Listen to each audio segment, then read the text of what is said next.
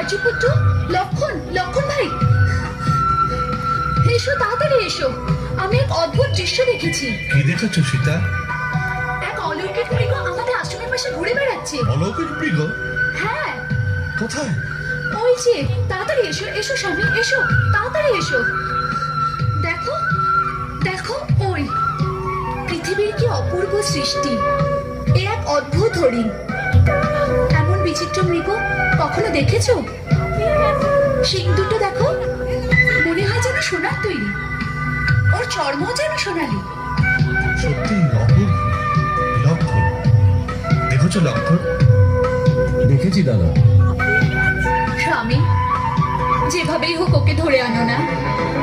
ওহো, কি মন ভোলানো হরিণ। ধরবো? কি করবে কল্যাণী? ওকে অযোধ্যায় নিয়ে যাও, দেখে সবাই অবাক হয়ে যাবে। ওর পায়ে ঘুঙুর বেঁধে দেব। প্রাসাদে যখন ছম ছম করে ঘুরবে, মায়েরা অতি প্রসন্ন হবেন।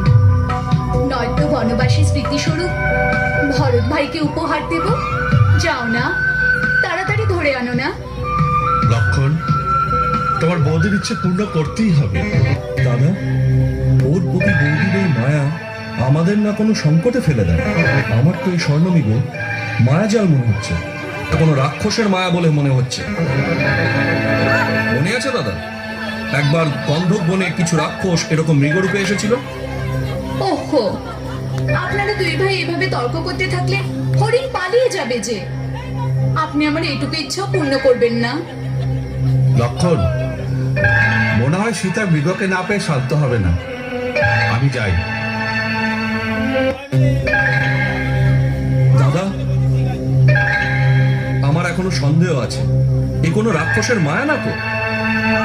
যদি রাক্ষসী হয় তবে তা শেষ হওয়া আবশ্যক। লক্ষণ, যদি তোমার সন্দেহ সত্যি হয় তাহলে তুমি সাবধানে থেকো আর সীতাকেও রক্ষা করো। আমি জানকের ইচ্ছে পূর্ণ করার জন্য ওই সোনার হরিণের উদ্দেশ্যে যাচ্ছি। জীবিত অথবা মৃত ওই হরিণ নিয়ে শীঘ্রই ফিরে আসবো। সাবধান লক্ষণ, বনে অনেক রাক্ষস ঘুরে বেড়ায়। কোনো পরিস্থিতিতেই সীতাকে একলা